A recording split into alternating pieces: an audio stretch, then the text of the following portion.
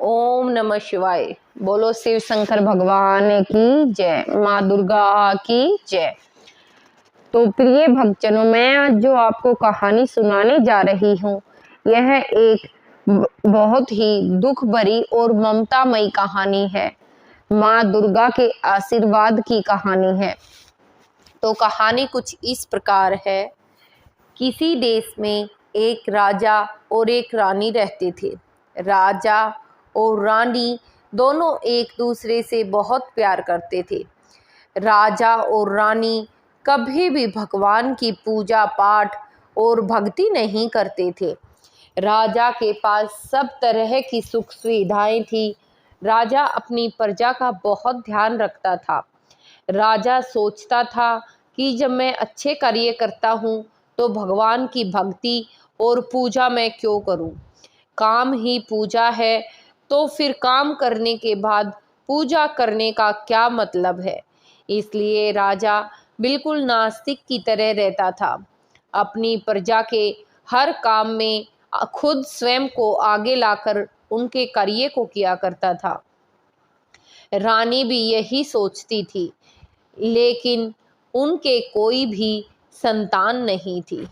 यह चीज रानी को अक्सर खलती थी, लेकिन राजा फिर भी यही सोचता था कि अगर मुझे संतान नहीं है तो इसकी वजह कोई हमारी शारीरिक कमी ही होगी, जिसकी वजह से हमें संतान की प्राप्ति नहीं होती। जब समय होगा तब वह चीज अपने आप पूरी हो जाएगी। इसलिए राजा इस चीज पर कभी भी कोई ध्यान नहीं देता था। ऐसे ही समय बीतता चला गया। शादी के 5 साल बीते, फिर शादी के 10 साल बीत गए। जब शादी के 10 साल बीते तो रानी को बड़ा ही दुख सा होने लगा कि वह गर्भवती क्यों नहीं हो रही है। अब उसने राजा से कहा कि देखिए महाराज, सारी बातें एक तरफ, लेकिन माँ बनने का सुख एक तरफ होता है। और मैं तो ऐसी दुर्भाग्यवती नारी हूँ जो अपने पति को ये सुख भी नहीं दे सकती कि उसके वंश को आगे बढ़ा सकूं। इस पर राजा ने कहा, इसमें तुम्हारी क्या गलती, जो होता है वो ठीक ही होगा। हमें अपनी तरफ से कोई भी गलत कार्य नहीं करना चाहिए। तब रानी ने कहा, नहीं, मुझे तो लगता है हम कोई भी भक्ति और पूजा का कार्य नहीं करते, शायद इसी वजह से ये सब हो रहा है। इस पर राजा ने कहा, तुम पागल हो गई हो, ऐसा कुछ नहीं होता। मैं तुम्हें वैद्य डॉक्टरों से दिखाता हूँ, वो तुम्हारी बीमारी को ढूंढेंगे और उचित दवाई तुम्हें देकर इस सुख की प्राप्ति कराएंगे। इस पर रानी ने भी राजा की बात को मान लिया। कहा, ठीक है महाराज, जैसा आप कहेंगे मैं वैसा ही करूँगी। अब राजा रानी को डॉक्टर के पास लेकर गया। वहाँ उन्होंने डॉक्टर को दिखाया। डॉक्टर ने भी दवाइयाँ दी। ऐसे ही 4 साल और बीत गए। अब 14 साल उनकी शादी के जा चुके थे। अब रानी को बहुत दुख होने लगा था।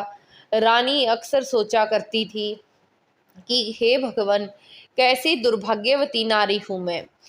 कोई ना कोई मैंने पाप ही किए होंगे जो मुझे ऐसी सजा मिल रही है।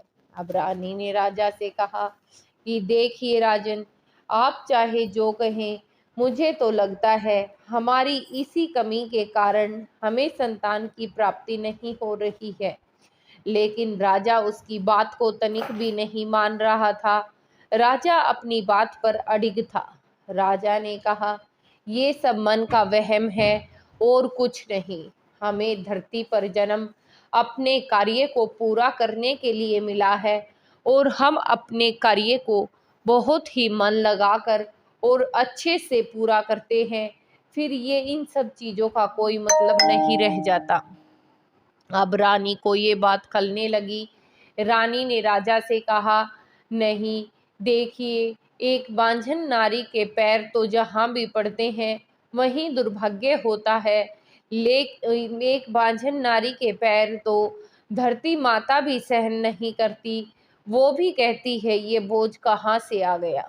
इसलिए मैं तो अब की बार जो अष्टमी को दुर्गा पूजा हो रही है उसमें शामिल होना चाहती हूँ। राजा ने कहा, आपकी जो मर्जी हो कीजिए, लेकिन इसके लिए आप मुझे न कहिए कि मैं भी उस पूजा में शामिल हूँ। अब रानी काफी दुखी थी।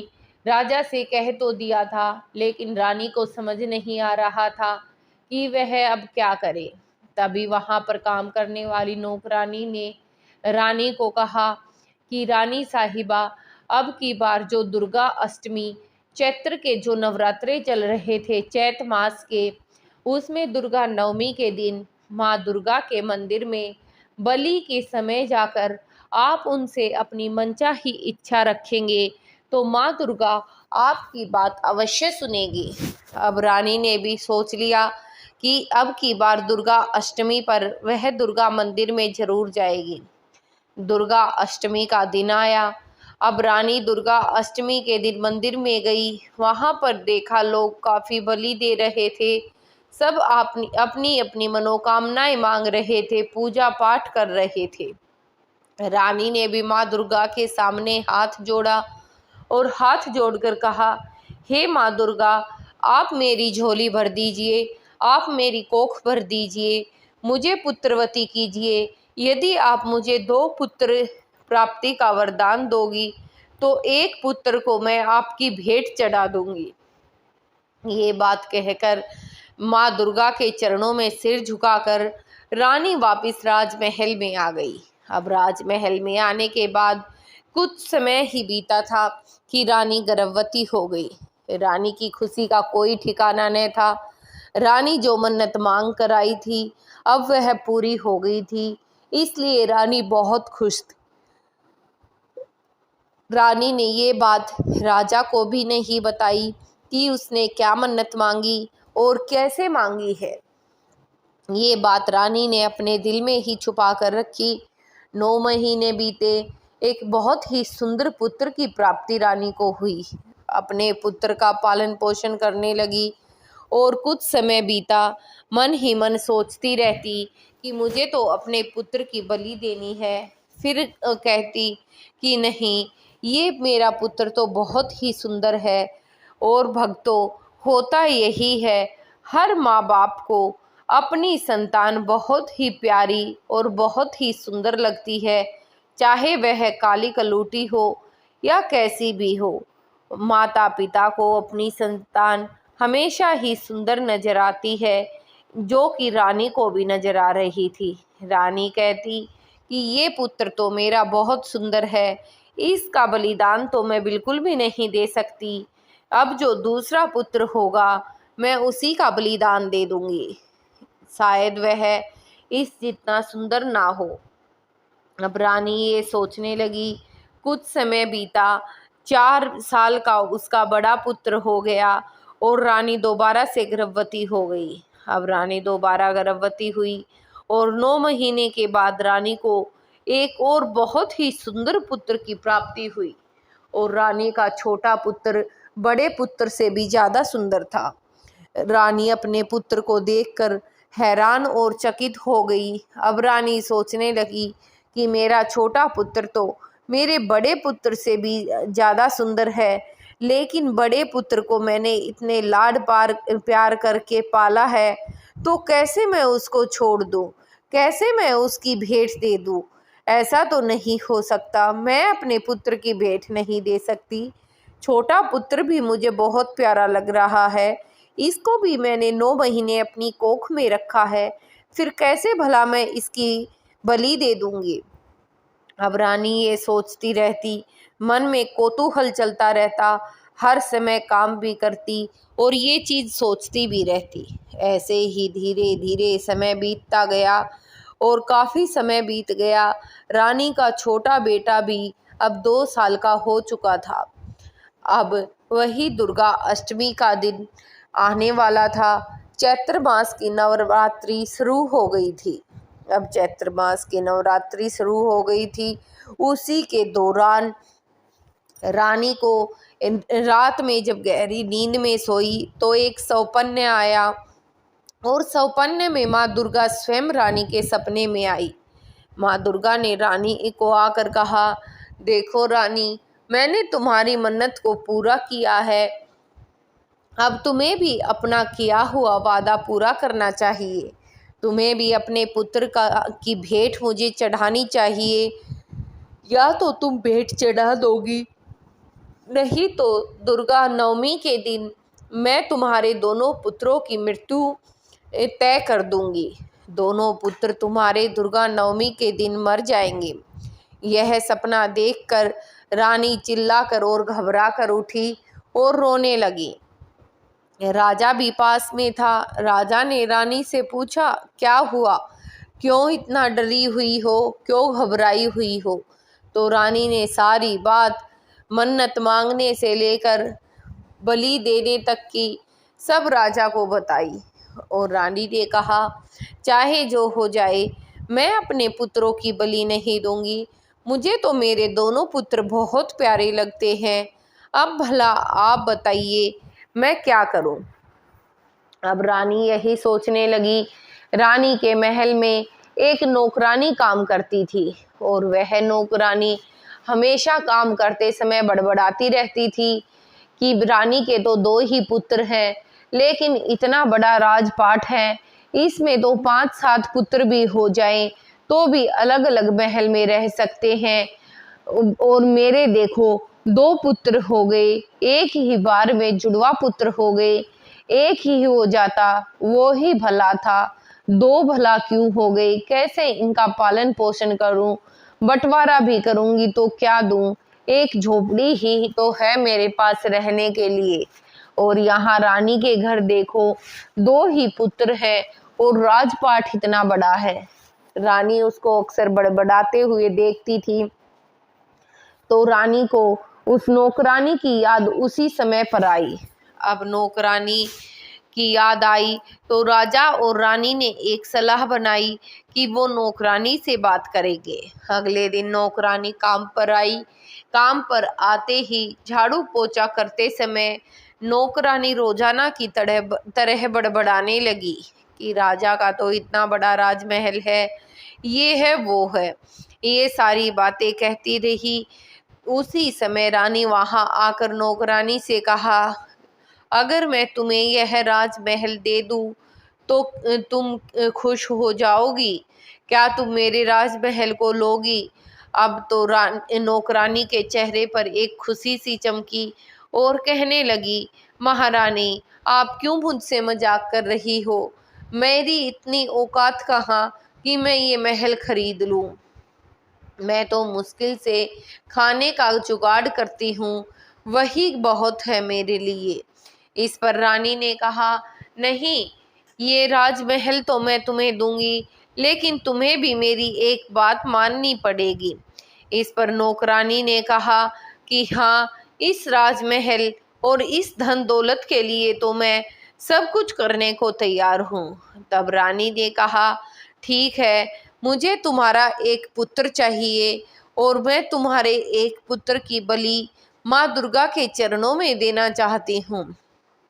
इस पर नौकरानी ने कहा, हाँ, मेरे पास तो वैसे भी 2 पुत्र वैसे ही हो गए, मुझे तो एक पुत्र ही चाहिए था और मैं इस चीज के लिए अपने एक पुत्र की, जो छोटा पुत्र है, उसकी बलि दे दूंगी। इस पर रानी ने कहा, ठीक है, तो तुम दुर्गा अष्टमी के दिन अपने पुत्र को लेकर आ जाना और हम कागजनामा लिखवाकर यह राजमहल तुम्हारे पुत्र के नाम कर देंगे। अब तो नौकरानी ख्वाब देखने लगी कि मेरे पास भी महल होगा, मैं भी रानी कहलाऊंगी, मेरे भी नौकर चाकर काम करेंगे, डांट खाएंगे, ये वो उसके दिमाग में चलता रहा। दुर्गा अष्टमी से पहले दिन नौकरानी को राजा ने बुलाया और वहां पर कागजनामा लिखवाने लगे। अब कागजनामा लिखवाते समय ही गड़बड़ हो गई। जिस पुत्र की बलि देनी थी, उसी पुत्र के नाम वह गलती से कागजनामा लिखा गया। अब यह कागजनामा लिखने के बाद नौकरानी ने पढ़ा भी नहीं। वह महल मिलने की खुशी में उतावली हुई जा रही थी और भाग कर घर गई और अपने पुत्र को राजमहल में ले आई। वहां लाने के बाद रानी ने उस नौकरानी के पुत्र को अच्छा नहलाया धुलाया, साफ सुंदर नए कपड़े पहनाए, फूलों की माला पहनाई और उसके मुख पर हाथ घुमा मंदिर में लेकर गई और वहां हाथ घुमाते हुए कहने लगी, बेटा क्या तुम कुछ खाओगे? इस पर नौकरानी का पुत्र झरझर आंखों से आंसू बहने लगे और रोने लगा कि मुझे तुम क्या खिलाओगे? मुझे तो आप जितना जल्दी हो सके माँ दुर्गा के चरणों में भेंट चढ़ा दो, बलि चढ़ा दो, मेरी गर्दन पर फरसा चला दो। मेरा तो इस दुनिया में जन्म लेना ही व्यर्थ है। जो मैंने ऐसी माँ पाई है, इसी माँ ने मुझे 9 महीने अपनी कोख में रखा, फिर मुझे जन्म दिया और अब जन्म देने के बाद मेरे साथ क्या कर रही है? इससे अच्छा तो मैं मर ही जाऊं। मेरे सौभाग्य की बात होगी कि मैं यहाँ माँ दुर्गा के चरणों में अपनी बलि चढ़वा दूं। यह सुनकर रानी का कलेजा कांप गया। रानी ने फिर भी थोड़ी सी हिम्मत की और कहा, बेटा तुम कुछ खाना पीना चाहते हो? इस पर नौकरानी के बेटे ने कहा, रानी साहिबा मैं क्या खाऊंगा? आप अपने पाप उतारने के लिए मेरी बलि चढ़ा रहे हो, इससे भला किसी के क्या पाप उतर जाएंगे। ये बात सुनते ही रानी के हाथ में जो तलवार थी, रानी ने वह तलवार दूर फेंक दी और माँ दुर्गा के चरणों में जाकर लेट गई और कहने लगी, हे माँ दुर्गा, आपको जो मेरे साथ करना हो कर लो, मैं इस नादान से बच्चे की बलि नहीं दूंगी। आखिर ये भी किसी माँ का बेटा है, उस माँ के दिल पर क्या बीतेगी, इस छोटे से बच्चे पर क्या बीतेगी। मैं चाहकर भी ऐसा काम नहीं कर सकती कि किसी की बलि दे दूं। ये मेरे बस की बात नहीं। अब चाहे जो हो, चाहे मेरे दोनों पुत्र मारे जाए, मैं आपसे जरा भी शिकायत नहीं करूंगी। आपने ही मेरी झोली भरी थी और आप ही अगर मेरी झोली को खाली करोगी तो मैं आपका आशीर्वाद ही समझूंगी। यह कहकर रोती बिलखती रानी ने अपने दोनों राजकुमारों को लाकर माँ दुर्गा के चरणों में रख दिया और उसी समय वहां पर कोई बलि दे रहा था। यह सारी बातें रानी ने बिल्कुल अपनी अंतर आत्मा से कही तो माँ दुर्गा वहीं पर प्रकट हो गई। माँ दुर्गा प्रकट होकर कहने लगी कि धन्य हो ऐसी नारी जो अपने सुख के साथ साथ दूसरों का सुख भी देखती है। मैं ये कभी नहीं कहती कि मुझ पर बलि चढ़ाओ, भेंट चढ़ाओ। ये सब रीतें तुम लोगों ने खुद ही बनाई है। मेरा काम तो सबकी झोलियां भरना है, गोद भरना है। मेरा काम किसी के खून से अपने पैर और सीने को सजवाना नहीं है। ये सब रिवाजें तो तुम खुद ही बनाते हो। इतना सुनकर रानी माँ दुर्गा के चरणों में लेट गई और कहने लगी, हे माँ दुर्गा, आप मुझे माफ कर दीजिए। आपने ही मुझे सफर में आकर कहा था कि आपको बलि चाहिए।